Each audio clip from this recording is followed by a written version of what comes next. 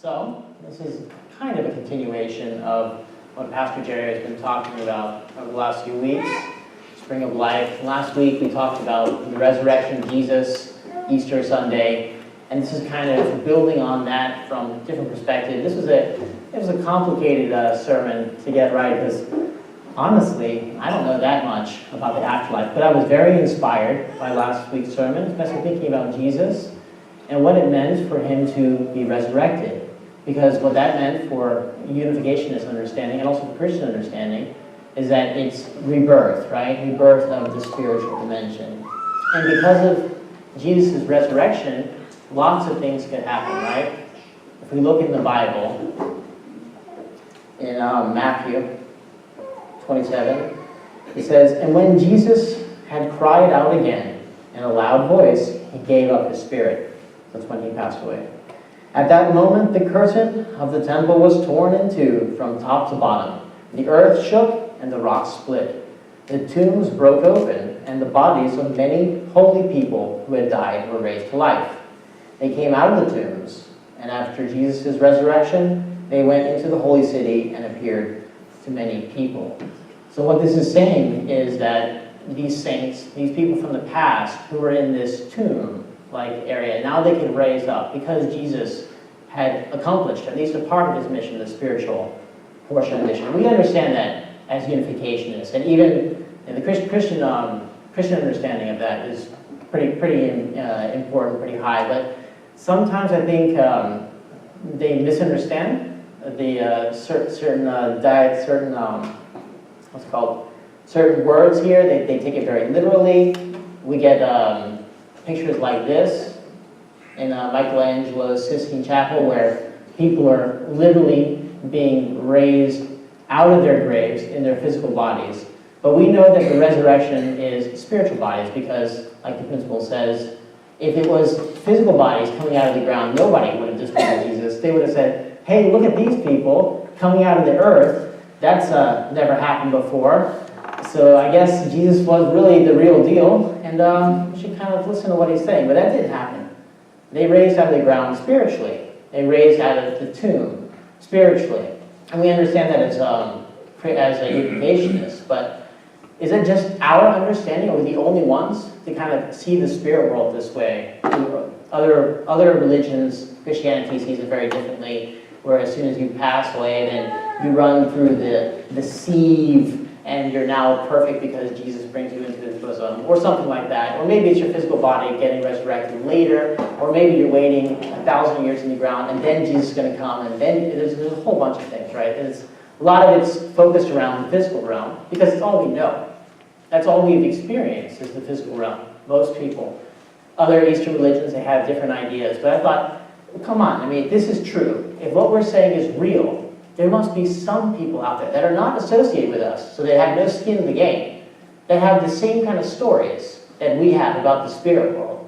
I'm very fascinated by the spirit world. I've never had a spiritual experience. I don't know anything about the spirit world personally, but I would like to know, because this is all of our homes, and as many of you know, we had our daughter pass away last year, and I'm very interested in what she's doing now. Every day, twice a day, I light a candle, I say a prayer for her to help her to ease this time in the first 2 years of her passing. This is very important, and I'm very committed to it because people are real, people pass on, many of our loved ones pass on, they still exist. And we have to still take care of them, we have to know that they're there. So, the spirit world is real, we all know that, or at least we all think that, or we all hope that. So if spirit world is real, how can we say that nobody else has experienced spirit world like we know spirit world, supposedly know spirit world is? Well, I found a few people that may experience spirit world like we say it, because their recollections of it kind of match very similarly to our own. So, first we're going to look at what is this tomb? Is it the ground? Is it, the literal tombstone that people are walking out of? We already figured out in the design principle that can't be the case. Otherwise, everybody would have followed Jesus a long time ago. What Father says this tomb symbolizes is the realm of form spirits, the region of the spirit world where the spirits of the Old Testament saints were abiding. appears to be a dark place when viewed from paradise, the realm of the spirit world opened up by Jesus. Hence it's referred to as a tomb. And many of us know this. This is what the tomb is. It's the lower level of spirit world before Jesus came and opened this realm. And when Jesus resurrected, he allowed for movement in the spirit world. Before, people were stuck. They couldn't go any higher because that's all they could do. They didn't have the benefit of Jesus' sacrifice. But now that Jesus sacrificed, then they had the ability to move up and down in the spirit world. There could be movement in the spirit world. Now, something that's very interesting is we're not the only people to talk about the tomb this way, kind of this dark place before you get to paradise or to heaven or whatever. There's a story by this doctor named Evan Alexander. Who here has heard of Evan Alexander or his book, Proof of Heaven? Yeah. Maybe some of you have read the book. I didn't read it until this week. I just learned about it this week, and I was like, wow, that's interesting. So I spent 7 hours. I have an hour drive to work every day. So hour there, hour back. So it was no problem to finish this book in a week. And it was very fascinating because he's a renowned neurosurgeon. He's been working as a neurosurgeon for over 30 years. He's done over 4,000 operations. He was on the board of Harvard's Medical Review, their school, medical school there. So he's super scientist, right? And before his experience in the afterlife, he did not believe in God. He did not believe in life after death because from what he saw in all of his work is once the brain passes away, consciousness goes and there's nothing left. Only the brain creates consciousness. And once the brain is dead, then the person is dead. And that's what he'd seen in his time. He'd heard multiple patients talk about near-death experiences, but as all doctors do, they kind of just wave it away and they pretend, you know, as silly little patients in their wonderful fantasies. If it helps you feel better, I'm not going to decry it, you know, I'm not going to put you down about it. But he didn't believe, and he didn't even care about it. He didn't want to look into literature or anything. So in 2008, he one night just before he has to start back on work, he gets a headache, and then he gets a backache, and then he falls down, and eventually he can't get up off of his bed, and he winds up in the emergency room. And there's all kinds of things happening. It kind of happens super quick, super fast, and boom, goes into a coma. And nobody can figure out why. Eventually, they do a lot of tests, and there's a lot of also renowned neurosurgeons that were working on him, and they figured it out. It was a very rare disease of the spinal cord that ran up into his brain, and it was affecting his brain. Now, in order to understand his story, you have to kind of get behind the science behind this, because this is really where the proof lies, because he can scientifically prove that his brain was dead. His brain wasn't working at all because the upper level, the cerebellum, was completely shut down because of this disease. The cerebellum is the outer part of your brain, and that's where everything that we are that's human resides. All the animal instincts are further down in the brain stem, but the cerebellum is where our thinking is, our higher mind is. And his cerebellum was completely shut down because of a special disease called meningitis. Now, I've heard of meningitis before, but I didn't know what it was. I thought it was like a cold or something. It's like super cold. It's not a super cold. So meningitis is swelling in the brain caused by usually viruses that come into your spinal cord. And it's very, very difficult for an adult to get meningitis because your spinal cord is completely closed off from the rest of your body so that this stuff doesn't happen. When you have a virus or, God forbid, a bacteria that gets into your spinal cord, then it can run up into your brain and cause all kind of damage there in the cerebellum, right there. So that's where you're seeing you have a normal healthy brain and then a brain where meningitis has influenced the brain and it shuts down the cerebellum. What they found out with him was that he had some of the most rare of meningitis. It's bacterial meningitis, which is literally impossible to get as an adult. The only way to get it is if you have like a spinal surgery where you can get infected, because then you open up part of your spine to be infected by this bacteria, E. coli bacterial meningitis. And if you know, again, this is very sciencey, but it helps prove his point that he actually did kind of die, or he was brain dead for all the time he was in a coma. E. coli bacterial meningitis is super aggressive, and it's a super old disease, E. coli, and very hard to counteract. So all the antibiotics that they tried on him, nothing was working. And that's why he stayed in this coma for about 7 days. And during that 7 days, as the days progressed, his condition got worse and worse and worse, and his scores, his consciousness scores went all the way down to the point where there was next to zero chance that he would A, survive, and B, have any kind of semblance of brain activity afterwards. Well, I mean, spoiler alert, he's fine now. But his experience during his coma, he says that he was conscious during this time where his brain was shut down. So his brain wasn't working. The actual complicated part of his brain was not there during this time.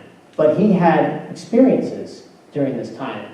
And that's what this book is talking about, this afterlife experiences. And these experiences, they're interesting because they're kind of in line with the things that we say about the afterlife. So this is a person who's a doctor who experiences things from an analytical perspective, who had his own near-death experience that explained a lot of things similarly to the way we do it. So for instance, this tomb, remember we talked about the tomb, that is kind of this dark place that wasn't associated with paradise or heaven. Well, the first place that he goes after his coma is the place where he calls the realm of the earthworm's eye view. He explained it like it was this dark and brown, kind of reddish area, and maybe there was little roots here and there. It was kind of a realm of nothing really going on. It was just blah. But he was okay with it. His spirit was just, comfortable. And have any of you seen the meme? That meme where it's like there's this dog and he's sitting on a chair, and then there's all these little flames around him, and he's just in the room, and he says, this is fine. You see the meme? No, that's a young people thing, I guess. So that's kind of how it was. I mean, he was just in a non-sensory kind of drab place, and for him, it was fine. And as he explained it, in the spirit world where he was, the concept of time didn't really exist. So he doesn't know how long he spent in this earthworm's eye view. It could have been hours, days, months, years from the perspective of spirit. He doesn't know. But at a certain point, he got experiences that were a little bit elevated, and we'll get to that.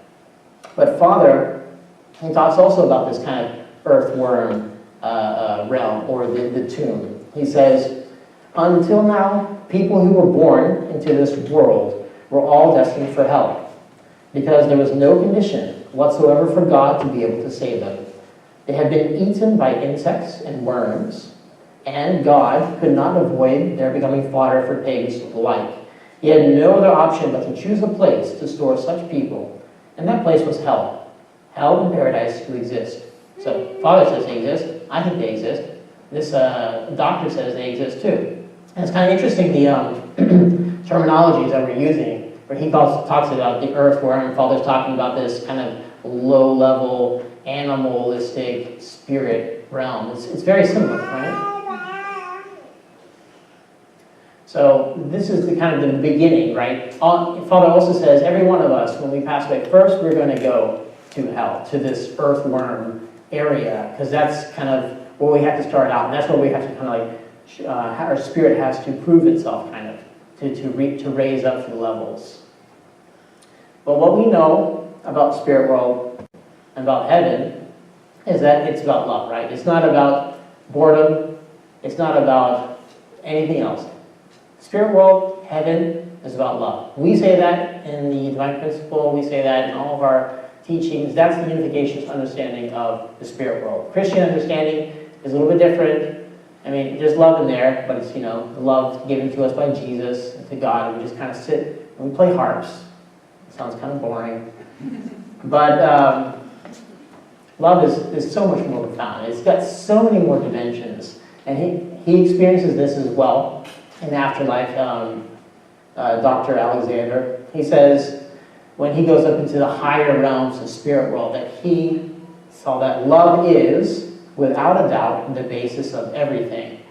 And at this time, he had already spoken to some other spirits and come into contact with God himself. And when he said, when he was in contact with God, he was blown away, because there was no way he could even get close to what God was, to this super dimensional being that was beyond anything he could comprehend. Even at that time, he said his mind was working super, like way better than it was in the physical world, because the physical mind limits our ability to experience the spiritual world and all the realms around us. But he said even with an elevated mind, he couldn't even get close to what God was. But he could see that everything God did, all the air around him was love. And that's what we say. We say heaven is about love. God and the spirit world is about love. Father says, what's going to happen when we die? We enter the world of love, which is in total harmony with the original being of the great cosmos, God. The spirit world is filled with the air of love. Father loves bringing this up again and again. When we breathe love, we speak love, we dance love, we see love, because that's everything there is, and that's the most important. And that's what we can experience here in the physical world as well. That's why love is so fantastic, because that's what we're designed for. Our spirits are always calling out for this idea of love, this thing beyond anything we can have by ourselves. It comes only through relationship with God, relationship with our partners, relationship with our friends and family. It can't come from you. And that's something we experience in the physical world and then extend to the spiritual world. So now that we've introduced Dr. Alexander, let's get our second scientist in here. This is, guys, a little bit more old school. You may even recognize his name, Emanuel Swedenborg. Anybody know Emanuel Swedenborg? Almost everybody should raise their hand. At least you've heard of it, because he's in the Divine Principle. And I remember reading about him, but again, I didn't know anything about him. But I decided, well, let's look into Mr. Swedenborg and what he has to say about the spirit world, because Father thought it was pretty interesting. Father says Emanuel Swedenborg, who lived from 1688 to 1772, was a renowned scientist whose spiritual senses were awakened. He began by a systematic investigation of the spirit world and discovered many of its secrets. Although his research was long ignored by theologians, recently, as increasing numbers of people have communicated with the spirit world, its value is gradually being recognized. So, this is Swedenborg. And this is what he has to say about heaven and about the nature of the spirit world. By its very nature, heaven is full of pleasures, even to the point that if we see it as it really is, it is nothing but bliss and pleasure. This is because the divine good that emanates from the Lord's divine love constitutes heaven, both overall and in detail for everyone there. So what he's saying is that God is love, right? Heaven is love. And that's that's the currency in the spirit world, is love. So that's just in keeping with Dr. Alexander, and what Father says, what Swedenborg says, and these are all, these people have no skin in the game, right? They don't care what True Father said. Of course, Swedenborg didn't even know True Father, and maybe even Alexander doesn't know who True Father is. But we're all saying similar things, and that's because they have first-hand experience in the spirit world, something that I don't have, but I can believe, because to me, logically, it makes sense. What about our concept of, where we end up in the spirit world? What do we have to say? What do these other scientists have to say when it comes to, do I get to go to heaven? Do I get to go to hell? Is it like, do I get to stay in the earthworm's eye view for the rest of my life, for the rest of my eternity? Maybe it's okay. This is fine, right? Dr. Alexander, he says, many transcendental experiences and NDE, or near-death experiences, reveal that there is seemingly no judgment after death. but instead only unconditional love and acceptance. Wait a second. Did I put that in there? Wait, no. Yes, it's not that we can do whatever we want without judgment, but it's interesting that the judgment doesn't come from an outside source, but from our own higher selves, from within us, in that beautiful light of that rich, pure love of that realm. We couldn't do otherwise, but seeing ourselves falling short of anything that is not focused on elevation of self and higher good and loving of other beings. So this is Unificationist 101. You're only going to get to heaven if you want to be there. If you don't want to be there, you're not going there, because that's not where you are. That's not where you're at. That's not where your mind is at. That's not where your spirit is at. If you can't love at that level, then you don't even want to be there. And that's what he's saying here. Your higher self is going to know where you want to be, where you belong. And it's funny because, oops, Emmanuel Swedenborg says the same thing. This is, over 200 years ago he had experiences in the spirit world. So he was kind of maybe he's a progenitor of this kind of idea. But what he says is people who have intended and loved what is evil in the world intend and love what is evil in the other life, and then they no longer allow themselves to be led away from it. Gee, that sounds a lot like what you reap on earth will be, reaped in heaven, or so on earth will be reaped in heaven, right? It sounds exactly like that. And then he says, this is why people who are absorbed in evil are connected to hell and actually are there in spirit. And after death, they crave, above all, to be where their evil is. So after death, it is we, not the Lord, who cast ourselves into hell. And Swedenborg, he says, I think that you get like 30 years to decide where you want to be in the spirit world. You can kind of see all the different levels, and you experience higher and higher beings, and you're like, I don't really feel comfortable with that, let's stick down here. And you get some time, according to Swedenborg, on where you want to be. And we can see this in the world today. You know plenty of people that are absolutely good people, right? They're beyond anyone maybe in this room. And you can see in them, they already live in a heavenly environment. Everywhere they go, everybody they meet, they raise up because they're at that level. And then you see other people that are much lower, and they bring everybody down, or they want to bring people down to their level where they feel comfortable. We understand this as Unificationists. Where we feel comfortable, that's where we're going to be in the spirit world. So, Father also says, it's not God who decides whether a person's spirit enters heaven or hell upon his death. It is decided by the Spirit himself or herself. Humans are created so that once they reach perfection, they will fully breathe the love of God. Those who committed sinful deeds while on earth became crippled spirits, like me, who are incapable of fully breathing in the love of God. They find it agonizing to stand before God, the symbol of true love. Of their own will, they choose to dwell in hell, far removed from the love of God. Exactly like Swedenborg says, exactly like Alexander says. People that have real experiences with the spirit world, they can see this. I mean, if you even think about it, it just makes sense. There is no way, I don't care if Father's wrong, there's no way Christian idea is right, that we just die and then we pass through and we're everything that's bad about ourselves is left behind. It's such a cop-out, right? That doesn't make any sense in this world. Everything you have to earn yourself. You have to earn your own love. You have to earn your own money. Nothing is just given to you. Okay. Another concept in the spirit world. Well, how do we communicate? What does Alexander and Swedenborg say in this realm as well? Alexander says, without using any words, she spoke to me. That's one of his guide in the spirit world. The message went through me like a wind, and I instantly understood it was true. So there was no words that they spoke to each other. It was like they were speaking heart to heart. And this heart-to-heart communication happened like that. And he sometimes said he would ask questions like to this figure that was helping him, or to God. And before the question was out of his mind, the answer was already there. And everything was answered. Every question he had, there was an answer waiting for him.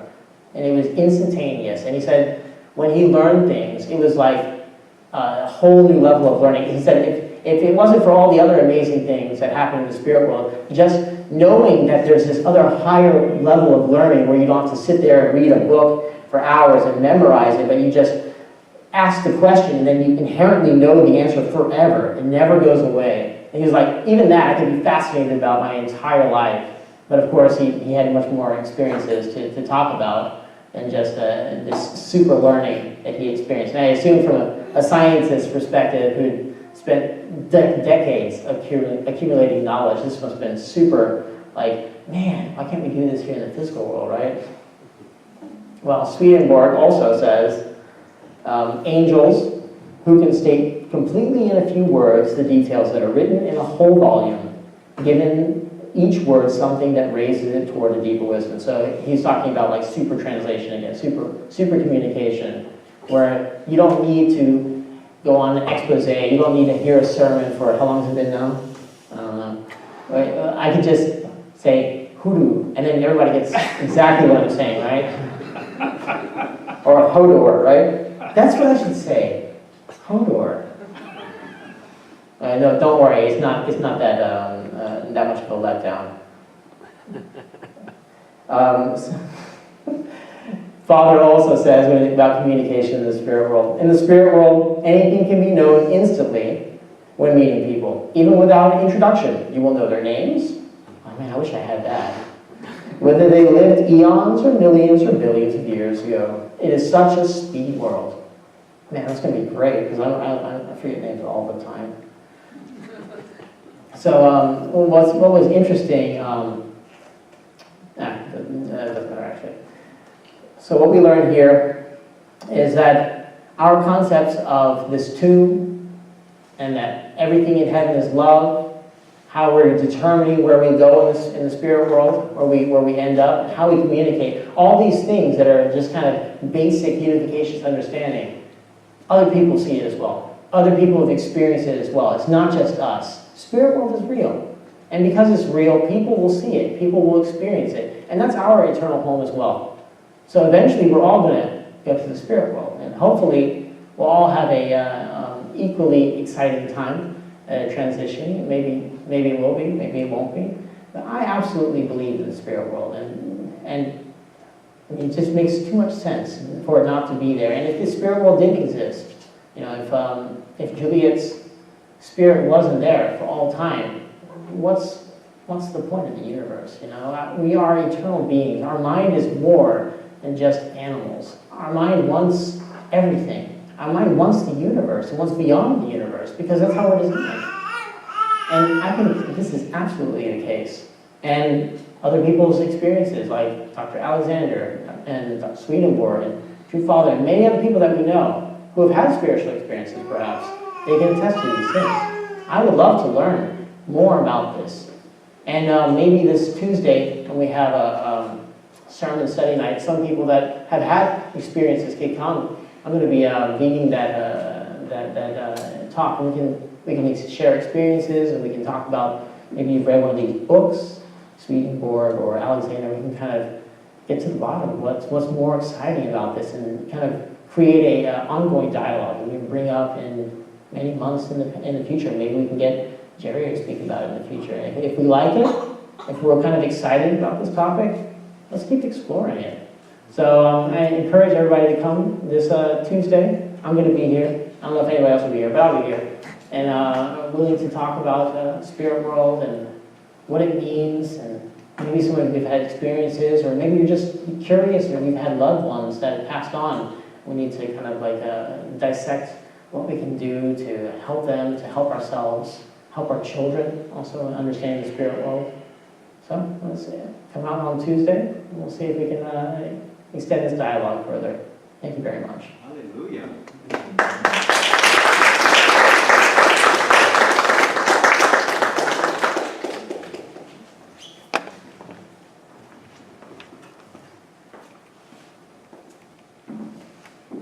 Please join me in prayer.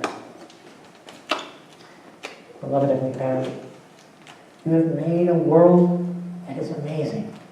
This world is a growing plane. We see it. So many people can experience it because it's true. We are more than just our flesh. We are more than just our physical beings, our material wealth, anything that we accumulate here. We are eternal beings, and we are your children. And we will come home. Whether it takes us one decade or 5 decades or 100 decades, we'll get there. Because that's our home. Everybody's home is the eternal spirit world. And we can't wait to be there with you and experience love that you designed from the very beginning. Heavenly Parent, thank you so much, always, for this blessing, for this life, for our eternal life, and every life that comes, such a miracle. We offer up our love to you and our gratitude in our names, the Blessed Angel Family.